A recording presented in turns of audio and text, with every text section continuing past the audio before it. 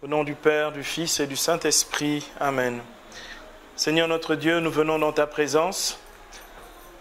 Nous venons avec le cœur, l'esprit ouvert, bien disposé en ce temps de carême, pour que tu sois toi-même le médecin de nos âmes, de nos corps, et que tu débarrasses nos esprits de tout ce qui peut les encombrer, les alourdir, les empêcher d'être tout à toi.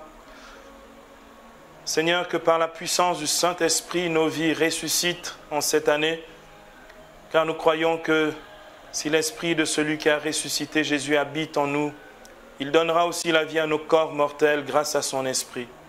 Seigneur Dieu, opère véritablement tout au long de ce temps de carême, ces œuvres de libération, ces œuvres de guérison et de transformation physique, psychique et spirituelle dont nous avons besoin, pour vivre de toi, pour vivre de la sainteté à laquelle tu nous appelles, et pour que nos vies puissent rayonner de ta gloire. Bénis notre écoute de ta parole en ces temps où nous voulons aussi nous nourrir, non pas seulement que de pain, mais de toute parole qui sort de toi. Bénis-nous maintenant, Seigneur, bénis notre écoute, que rien ne puisse nous distraire, mais que nous puissions tirer bon parti de ce moment, qu'il soit pour nous un vrai kairos, un temps favorable, un moment de grâce surabondante. Au nom du Père, du Fils et du Saint-Esprit. Amen. Donc je vous propose que nous puissions commencer aujourd'hui à méditer sur les maladies de l'âme. Donc dans la lettre que j'ai écrite à la famille Spi pour ce temps de carême, pour essayer de bien le vivre, j'ai rappelé que ce temps de carême pourrait être pour nous un temps de guérison, puisque dans la passion du Seigneur, ce que dit le prophète Isaïe, dans Isaïe 53, qu'il annonce, versets 4 à 5, verset 5 nous dit qu'il a été transpercé à cause de nos crimes, écrasé à cause de nos fautes. Le châtiment qui nous rend la paix est tombé sur lui, et c'est dans ces meurtrissures que nous sommes guéris. Je crois véritablement à cette œuvre de la guérison divine. Vous savez que le mot salut, en latin, salus, veut dire aussi bien rédemption que santé. Et donc, c'est les deux grâces, celle de la rédemption liée à nos fautes, à nos péchés, à nos égarements, mais aussi cette œuvre profonde de restauration de nos vies, par laquelle le Seigneur nous redonne la santé à tous les niveaux, aussi bien au niveau de notre corps que de notre âme, que de notre esprit. Donc, au niveau du corps, donc, j'ai recommandé vivement que nous puissions mettre à profit ce temps pour faire un bon bilan de santé, retrouver une hygiène alimentaire, une hygiène du sommeil, prendre l'air, se reposer. Notre corps a aussi besoin de jeûne, donc que notre corps soit désintoxiqué à travers le jeûne. Et puis, bien entendu, ceux qui ont les moyens, qu'ils voient un massothérapeute ou qu'ils se fassent un spa, qu'ils aillent véritablement se redonner du tonus sur le plan physique et sur le plan psychique, donc sur le plan de l'âme, la psyché c'est l'âme. Je propose que nous puissions faire ces méditations suivies d'un moment de prière. Donc nous méditerons et prierons justement pour que le Seigneur nous donne des remèdes spirituels aux maladies de l'âme. Ces maladies qu'avaient identifiées donc les pères du désert sont, donc on les verra pendant les six dimanches de carême, donc l'orgueil, nous commencerons par ça, c'est la plaie des plaies de l'âme, l'orgueil, la colère, la tristesse, la jalousie, l'ennui, que l'on appelle aussi la sédie ou la négligence, d'accord, le mensonge. On conclura par ça, justement, si Dieu peut nous soustraire au pouvoir du mensonge, il nous soustrait au pouvoir du diable qui est menteur et père du mensonge. Amen. Donc voilà, parce que à travers l'intelligence que nous aurons des maladies de l'âme, ce sera aussi l'intelligence pour pouvoir discerner justement ce dans quoi Dieu veut nous sortir. Parce qu'il ne suffit pas d'aller se confesser. Il nous faut aussi apprendre justement, parce que le diable utilise notre ignorance pour nous faire pécher, que nous soyons plus éclairés sur ces maladies de l'âme qui sont souvent les lieux du péché, de telle sorte que nous puissions aussi recevoir du Seigneur les remèdes pour sortir de là. Le but de Dieu, ce n'est pas de nous accuser du péché. Le but de Dieu, c'est de nous sauver du péché. Amen. Donc c'est ça qu'il nous faut pouvoir acquérir aussi comme intelligence spirituelle par rapport aux maladies de l'âme, c'est pour du discernement, pour que l'ennemi ne nous trompe plus sur ces lieux-là. Et puis enfin, sur le plan de la guérison proprement spirituelle, j'ai proposé que nous puissions, à la fin de ces temps, prier ensemble pour la libération et la guérison de notre arbre généalogique. Nous ferons de manière systématique cette prière pendant les 6 dimanches de carême pour que le Seigneur aille jusqu'à la racine des maux spirituels de nos vies qui sont liés aussi au péché de nos aïeux, de nos ancêtres, et à toutes sortes de pratiques idolâtriques ou résistances, désobéissance à Dieu qui viennent de nos ancêtres, qui ont des conséquences sur notre vie spirituelle encore aujourd'hui, du point de vue des déviations ou des déviances, mais aussi du point de vue de notre propre insoumission, notre propre manque d'obéissance et de docilité au Seigneur.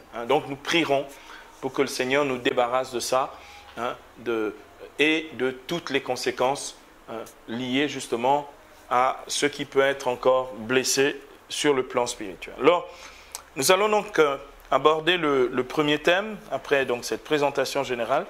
Nous allons donc aborder le thème de cette maladie profonde de l'humanité qu'est l'orgueil.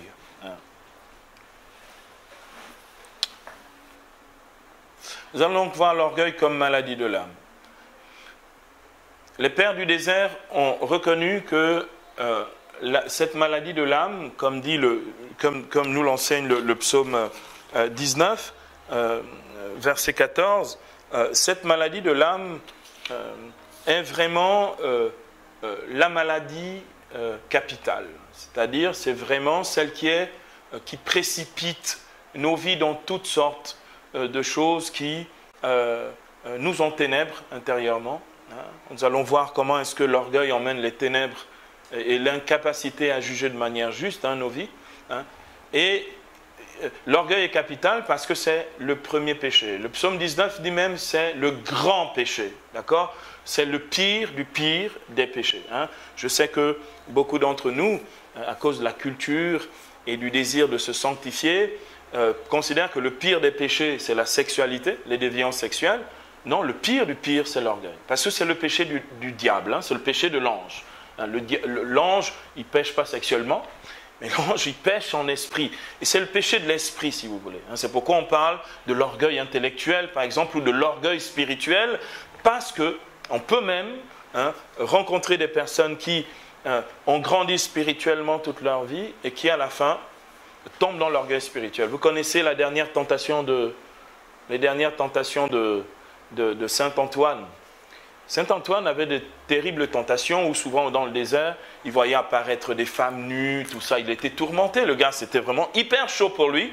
Et Saint Antoine a lutté, triomphé du diable toute sa vie. Et puis, à la fin, il était en agonie. Le diable, Satan, apparaît une dernière fois et lui dit « Ah Antoine, tu m'as vaincu, tu as été plus fort que moi. » Antoine dit « Pas encore, 15 minutes après ma mort.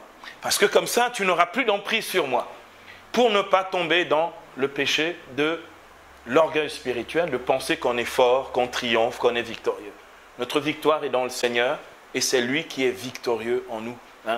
Ni la mort, ni la vie, dit Romains 8, rien ne pourra nous séparer de l'amour de Dieu qui nous a été révélé en Jésus-Christ, parce qu'en lui nous sommes les grands vainqueurs, parce qu'il nous a aimés. Notre victoire est en lui.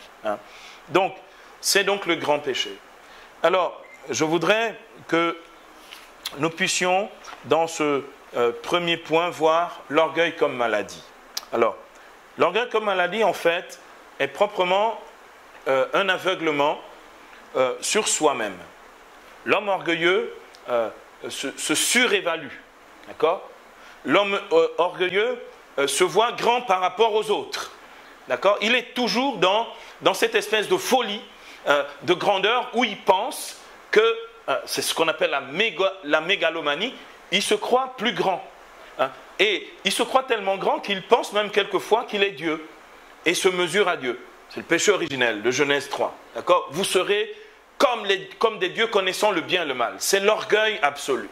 D'accord ? Et donc, c'est cet aveuglement qui devient une incapacité à discerner ce qui est juste, donc être à la juste place. L'orgueilleux, il pense que tout lui est dû, il peut tout obtenir, donc qui ne permet plus justement de discerner ce qui est juste et ce qui est bon. L'orgueilleux pense tout est bon pour lui. À partir du moment où il le veut, donc il peut l'avoir, il peut l'obtenir. C'est de l'orgueil, en fait. Et ne pas être bien ajusté ni à Dieu, ni aux autres, ni aux personnes, ni aux choses. C'est ça l'orgueil. C'est être mal ajusté au point qu'on pense qu'on se situe toujours au-dessus des autres, au-dessus de tout, au-dessus des situations. L'orgueilleux est en train de se noyer, il dit non, je ne me noie pas. Il se noie, il dit non, je suis quand même un type bien, je suis fort. Non, je ne peux pas me noyer. C'est pour ça que l'orgueilleux finit mal. Il se croit invulnérable. Et donc, il finit mal. Donc, il y a donc cet aspect de l'arrogance de l'orgueilleux qui l'aveugle complètement par rapport à ce qui est juste et à ce qui est bon. L'orgueil, c'est ce qui fausse nos relations. Fausse profondément nos relations avec Dieu et avec les autres. Parce que vis-à-vis de Dieu, on ne garde pas le statut de créature et qu'on ne sera jamais à l'égal de Dieu. Nous ne sommes qu'à son image, nous ne sommes pas Dieu au sens où notre nature serait divine. Lui seul est Dieu. Et puis, fausse aussi nos relations par rapport aux autres. Pourquoi? Parce que l'orgueilleux, il pense que bon, on est tous un peu pareils, mais moi je suis légèrement un peu au-dessus de la mêlée. C'est ça l'orgueilleux. Il ne se voit pas sous le regard de Dieu, il va se voir sous le regard des autres, mais il va se surestimer sous le regard. Et donc, il fausse les relations. L'orgueilleux est foncièrement agaçant, insupportable, invivable, parce qu'il ne vit que pour lui. L'orgueilleux est foncièrement un égoïste, on va même dire mieux, un égocentré ou un égocentrique. Il passe sa vie à vivre autour de son propre nombril. C'est ça l'orgueilleux. D'accord? L'orgueilleux, l'orgueil, comme elle a dit, occasionne quoi? Occasionne la souffrance, donc souffrance psychique ou psychologique, souffrance dans notre âme et dans celle des autres. C'est pour ça que c'est une maladie de l'âme. Elle occasionne de la souffrance. La souffrance de l'orgueilleux, c'est l'incapacité à supporter ses échecs, l'incapacité à supporter ses erreurs. C'est pour ça que vous avez des tas de gens qui font des dépressions nerveuses, simplement parce qu'ils sont orgueilleux. Ils disent, ça peut arriver aux autres, ça ne peut pas m'arriver à moi. Ça, c'est l'orgueilleux. Il se croit au-dessus de tout et au-dessus de tous. Donc, c'est une véritable maladie parce qu'elle génère de la souffrance au-dedans de soi, donc dans son âme. C'est une maladie de l'âme. Alors, maintenant, après avoir présenté l'orgueil comme une maladie, voyons les symptômes. Parce que je peux dire, oui, mais vous avez plein de gens, ils disent, mon père, je ne sais pas quoi confesser parce que je ne vois pas quoi. En fait, ce que l'on voit, ce sont les symptômes d'une maladie spirituelle, une maladie de l'âme qui est enracinée en nous. Alors, c'est quoi les symptômes de l'orgueil? Je vais simplement ici faire une énumération pour que chacun de nous puisse repérer pour du bon discernement. Donc, l'orgueil se manifeste et se fait voir dans la vanité, ce qu'on appelle aussi la vantardise. La vanité, c'est faire du vent. C'est crâner, c'est se montrer, vouloir apparaître ce que l'on n'est pas. La vanité. L'orgueil, dans les symptômes, se manifeste aussi dans ce que l'on appelle la recherche du pouvoir. La recherche du pouvoir. C'est des gens qui doivent toujours être chefs. Ils veulent toujours commander. Ils se croient absolument indispensables. D'accord? Nul n'est indispensable. Le Christ n'a pas eu besoin de moi pour sauver le monde. Il est Dieu, il l'a fait tout seul sur la croix du Golgotha. Donc, la recherche du pouvoir, la domination, donc un autre symptôme, la domination ou l'emprise sur les autres, le complexe de supériorité, comme on dit, c'est un véritable complexe, c'est une maladie qui montre bien cette maladie de l'âme, d'accord? La domination, l'emprise sur les autres, qui peut aller jusqu'à la tyrannie des autres. Un pervers narcissique, c'est-à-dire celui qui passe son temps à manipuler, à dominer, à écraser, d'accord, est un orgueilleux, d'accord. L'hypocrisie, c'est l'orgueil des pharisiens ou du pharisaïsme, d'accord. Se présenter pour ce que l'on n'est pas, jouer au saint, jouer à l'intelligent, jouer au plus malin, c'est de l'orgueil, d'accord, qui se présente sous la forme de l'hypocrisie. La recherche des honneurs, la recherche de la reconnaissance et la recherche de l'approbation systématique. Bon, on peut avoir de l'approbation si on mérite cette approbation, cette louange, d'accord, de la part des autres, ces félicitations de la part des autres, mais les rechercher est une recherche orgueilleuse de la reconnaissance et de l'approbation. On ne peut pas tout approuver. On ne peut pas approuver des choses qui ne sont pas, recevables, par exemple. Mais lorsqu'on dit non, si tu n'approuves pas machin, tu es contre moi, tu ne m'aimes pas, c'est de l'orgueil. C'est l'orgueil. D'accord ? Vouloir toujours avoir raison est un des symptômes de l'orgueil. Il y a une catégorie des créatures qui n'ont jamais tort. D'accord ? Ça existe. Vouloir toujours avoir raison est un symptôme de l'orgueil. Ne pas accepter les remarques parce qu'on les prend comme étant injustes ou qu'on considère que c'est de l'incompréhension de la part des autres. Ce sont des symptômes justement de l'orgueil. On lit à propos de ces symptômes, de la cause et des symptômes, on lit dans la première lettre à Timothée au chapitre 6, 1 Timothée 6, les versets 3 à 6, je vais lire quelques versets, on lit ceci: si quelqu'un enseigne autre chose et ne reste pas attaché à la saine parole ou à la saine doctrine, celle de notre Seigneur Jésus, et à la doctrine conforme à la piété, c'est un être aveuglé par l'orgueil. Je disais tout à l'heure, l'orgueil c'est un aveuglement sur soi. C'est un être aveuglé par l'orgueil, un ignorant en mal de questions oiseuses et de querelles de mots, gens qui se disputent en permanence, de la vienne, dit-il, donc comme c'est un péché capital, ça a des conséquences, de la vienne l'envie, la discorde, les outrages, donc les vexations sur les autres, les soupçons malveillants, les disputes interminables de gens à l'esprit corrompu, privés de la vérité, aux yeux de qui la piété est une source de profit. Donc, vous voyez ce que nous dit ici concrètement l'apôtre Paul. Il dit que en fait, l'orgueil nous aveugle au point que ça génère tout ceci, qui sont des symptômes qui apparaissent à l'extérieur, qui montrent bien que le fond est mauvais. Que le fond est mauvais. Donc, après, donc, bien sûr, dans les symptômes, j'ai oublié, ne pas reconnaître ses torts, je ne sais pas si je l'ai dit. Ne pas reconnaître ses torts, je l'ai dit. D'accord. Nous allons voir à présent, parce que notre but, c'est donc d'en avoir une intelligence nette, mais maintenant, ce que je vous propose, c'est que nous puissions voir les remèdes. Il faut se soigner. Le but de ce temps de carême, c'est se soigner, c'est-à-dire se donner vraiment les moyens de la grâce pour se soigner. Donner les moyens de la grâce. Donc, les remèdes à l'orgueil.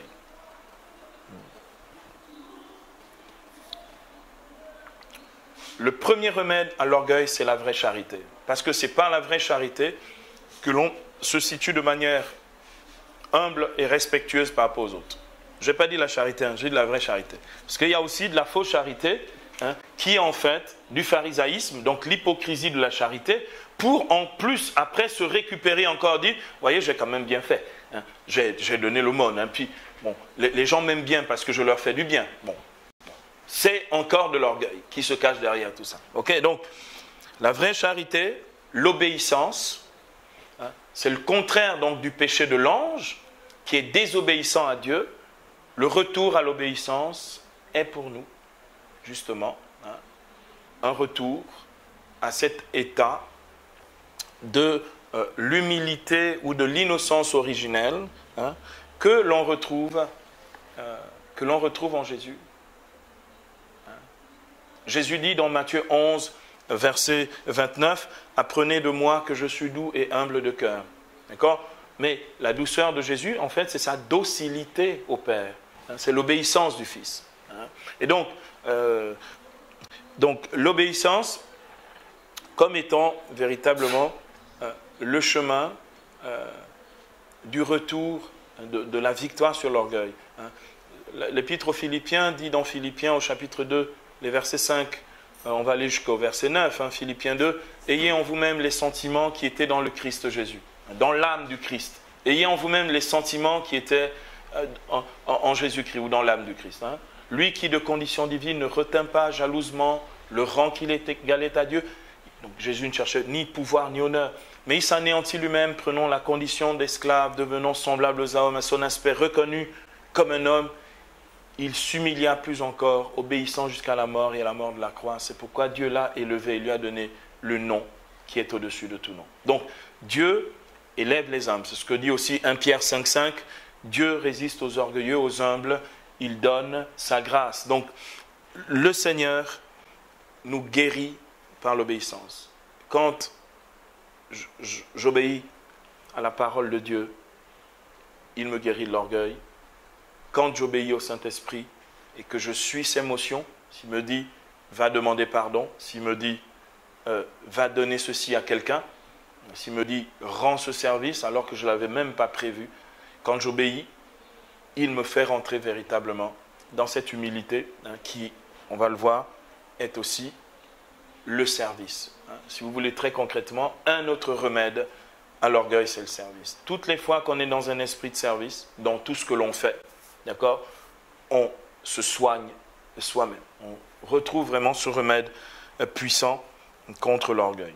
Ensuite, la patience, qui est un des remèdes sur beaucoup de maladies de l'âme. On va le retrouver par rapport à je crois, à la colère, d'accord, la patience, c'est-à-dire, souvent, nous jugeons les autres à partir de nous-mêmes, donc à cause de notre égocentricité, d'accord? Et donc, nous pensons que les autres sont comme nous, les autres doivent être comme nous, les autres doivent faire comme nous, les autres doivent penser comme nous. Eh bien non, d'accord? La patience à l'égard des autres, c'est laisser les autres être simplement ce qu'ils sont et prendre le temps de cheminer avec eux, de telle sorte que nous recherchons davantage la communion qui aide à s'accorder qu'à imposer aux autres ce que nous voulons qu'ils fassent. D'accord? Donc la patience. Ensuite, un autre remède, c'est la compréhension. Ça va un peu après la patience, la compréhension. Bien aimé, il y a sans doute pendant ce temps du carême, si on veut se soigner puissamment, il y a des vitamines spirituelles pour la guérison de l'âme qui vient justement de la compréhension. De la compréhension, c'est-à-dire, concrètement pour nous, faire l'effort. Avant de mettre en avant notre point de vue, d'abord entendre celui de l'autre. Si l'autre a raison, je dis qu'il a raison. S'il n'a pas raison, je lui fais comprendre qu'il n'a pas raison parce que je vais lui montrer après l'avoir entendu, ce que je pense. Mon conseil pour guérir de ça et rentrer dans la compréhension, c'est deux choses. Prendre la peine d'entendre l'autre nous parler, prendre la peine, donc peine qui est guérissante, d'accord? Ne pas couper les autres lorsqu'ils nous parlent, d'accord? Ça fait partie donc et de la patience et de la compréhension. Laisser les autres aller jusqu'au bout de ce qu'ils expriment et ensuite parler à notre tour. Ça nous guérit de l'orgueil. C'est un puissant remède. D'accord? Ensuite, demander le pardon et demander pardon. Pratiquer la demande du pardon dans le sacrement, la réconciliation. C'est un lieu où nous nous soignons de l'orgueil. Parce que venir quand même dire ses péchés à un autre pécheur, quand même, bien sûr, d'accord? Et puis demander les pardons qu'il faut. Et puis, enfin, c'est la prière attachée à cette démarche. Demander au Christ, qui est pour nous le modèle de l'humilité, demander au Christ la grâce de l'humilité. Pas une humilité de façade qui est encore une autre forme d'orgueil, ce qu'on appelle la fausse humilité, d'accord? Mais une humilité qui est que nous soyons vrais avec nous-mêmes. avant de vouloir simplement être vrai pour imposer la vérité aux autres, être vrai envers nous-mêmes. Parce que vous savez, bien aimés, que la vérité, c'est le Concile Vatican II qui l'enseigne dans Gaudium et Spes, la vérité s'impose d'elle-même. On n'a pas besoin d'être les défenseurs de la vérité, la vérité se défend elle-même. La vérité, c'est Jésus-Christ. D'accord? Donc, j'aimerais conclure avec ce que dit le psaume 19 que j'ai énoncé tout à l'heure, les versets 14 à 15. C'est une prière qui sera aussi notre prière conclusive. Donc, psaume 19, 14 à 15.